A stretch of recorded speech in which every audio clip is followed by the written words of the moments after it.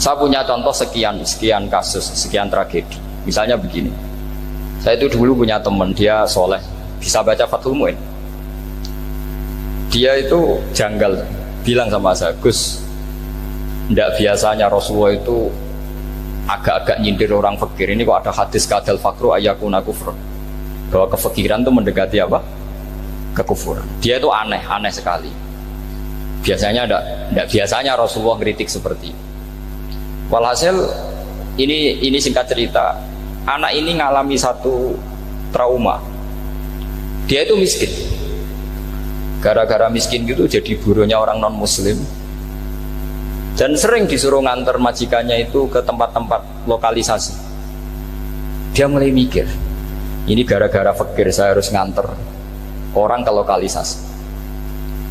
Mulai ingat dia, Sodaqah Rasulullah, ini gara-gara fakir saya jadi pengantar orang ke lokalisasi. Suatu saat majikannya itu benar-benar bangkrut, malah dari disuruh nganter, pokoknya carikan yang cantik bawa sini. Pusing, waduh.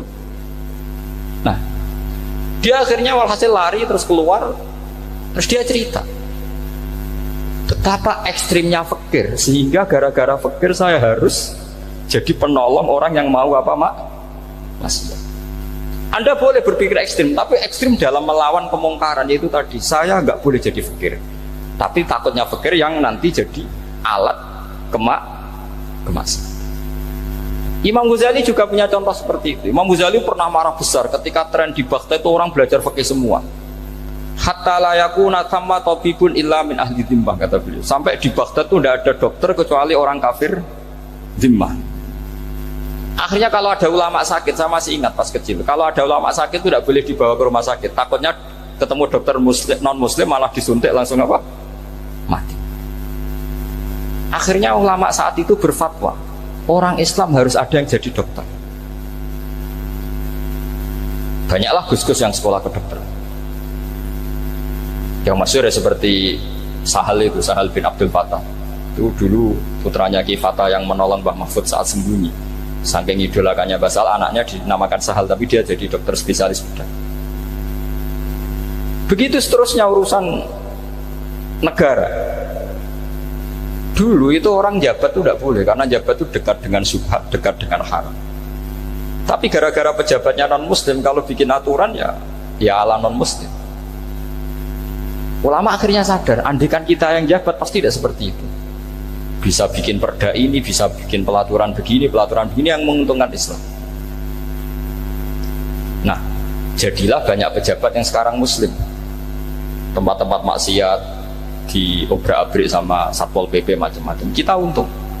Tapi kalau orang-orang khawarij pikirannya pokoknya pejabat itu dekat dengan haram, dekat dengan syubhat. Padahal dengan kita jabat bisa bikin perda atau apa yang menguntungkan Islam.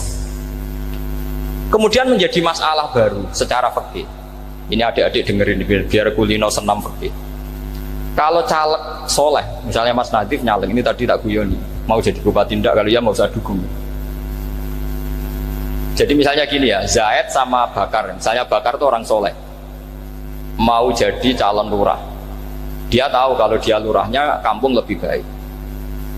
Kalau yang jadi ini Zaid, itu kampung itu rusak karena dia suka dugem, suka macam-macam. Kemudian Zaid ini pasti jadi karena beli suara. Misalnya per kepala itu dibeli 50.000. Bakar ini kalau nggak beli suara kalah.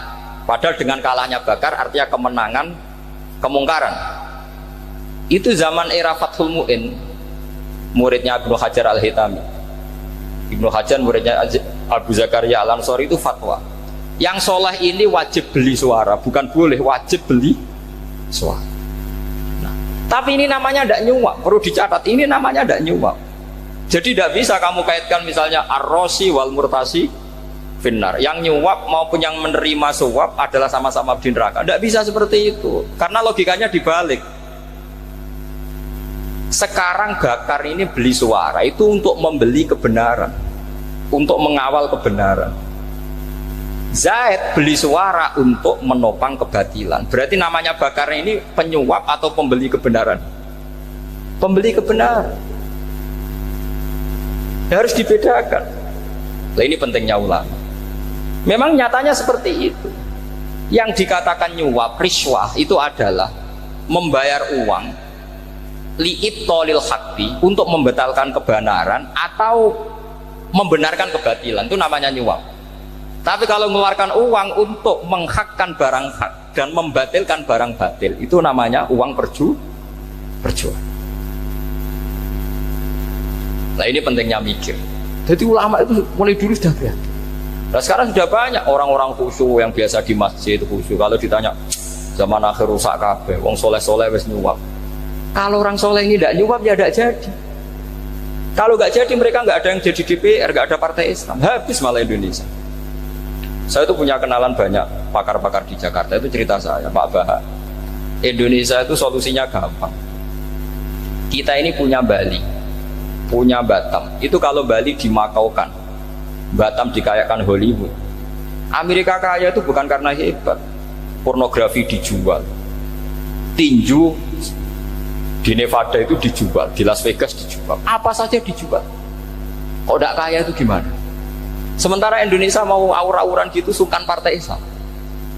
Sebenarnya Indonesia gampang, kalau ingin kaya Bali itu dikayakan Hollywood atau dikalahkan Makau jadi kota judi, Batam dijadikan kaya Las Vegas. Itu transaksinya pasti triliunan. Orang kamane wong muda dijual, judi dijual, orang tinju dijual. Tapi gara-gara ada partai Islam, nyari rumus solusi ekonomi itu yang tidak seperti itu. Akhirnya kangelan, ya, akhirnya rapati suka. Tapi barokah, tetap barokah partai apa? Yang menangnya caleg-calegnya rata-rata ya beli. Kalau tidak beli habis. Saya bukan menghalalkan nyuap, tidak. Kalau nyuap tetap haram ila yaumil qiyamah. Tapi kalau suratul masalah seperti ini kamu mengatakan suap, itu beda. Ini suratul masalah yang tidak ada kaitannya dengan suap. Asal lawannya batil ya. Kecuali lawannya sama-sama hak. Dua calon di kampung itu soleh sama soleh. Ini yang soleh bayar nggak boleh, karena siapapun yang jadi soleh itu nggak boleh. Makanya kalau cari musuh yang dolim biar halal ya.